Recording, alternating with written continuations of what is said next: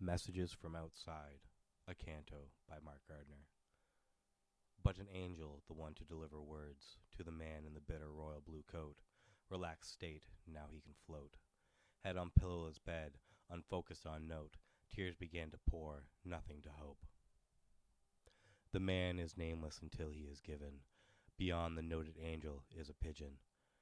A brace on its ankle bone. Eye contact with man seems frozen in its place. Man turns away, fearing all its hate. Your tears are so beautiful, says the angel. The man's attention returns to the faithful. Utterly unfaithful he, despite his locale, a shrine amongst the hate. Damsels and darbies surround the place.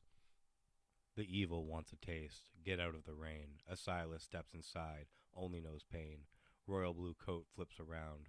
The angel does the same, leaning on the frame. You always need someone to be blamed.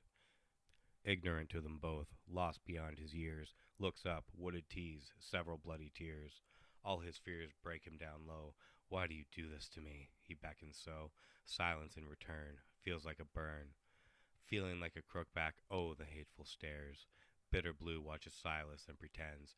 Angel, forfend, he calls out. Credulous is he, says Angel with a shout. Defy the laws of cubiculum.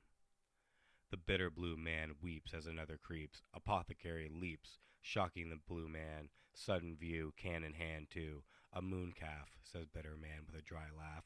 A lordling, noted angel replies. That low, bitter blue asks with impunity. Alas, more important to the community, angel says, still with the note. Silas and apothecary exit.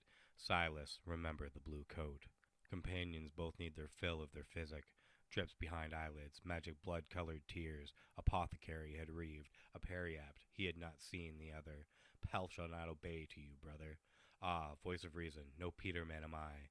Silas inherits periapt from thy. Return back to the past crime. Inside, bitter blue resents credulous one. Silas hopes for paltry shine. Silas, new eyes see more. Sip it on floor. Bitter blue's eyes stare past, and then to beyond. His pate is pale, will abscond. See no angel, but will always remain there. But Silas remains unaware. Face the locale where apothecary reaved. With a heave, Silas takes out periapt. At feet nailed to wooded tees. The weeping trees, slick with crimson beside arch. The doorway arch is where he had stopped. Looking up at the hands where nails were there dropped, a halo from him would be copped by his friends. No amends, no nothing too. Through and through the crimson back to bitter blue.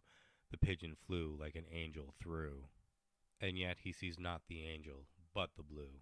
There is the note in the bitter man's left hand, a piece of crinkled paper, but folded over and over, iron crease. Silas ponders the writing's lease. His mind will not cease, seeing bitter man's coat, the hands, the face, pale, having lost their own grace. A bird at the windowsill catches his attention. Evil gets a taste. The noted angel watches this place. Silas kneels, hands on flowers, checking hours. Messages from outside lay in hands gone sour.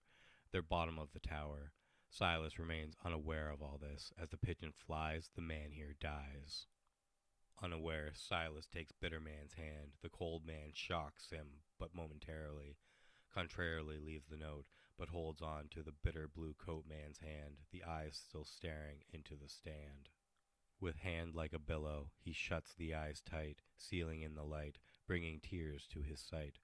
Beyond is the greenwood land. Like a varlet, he'll sneak out of the dank slums on the morrow to play his small drums. The more the thought suffered his brain, not in vain. The more he thought he had ought to have paid more. His attention could have helped. Addiction withered his mind's concentration. Lamentations until then. Walls of crimson, rude ensconced in emerald, he trembled, letting go the man's icy hand, vacating God's land in blue. The cubiculum calls for him to return. He's become the bitter man in blue.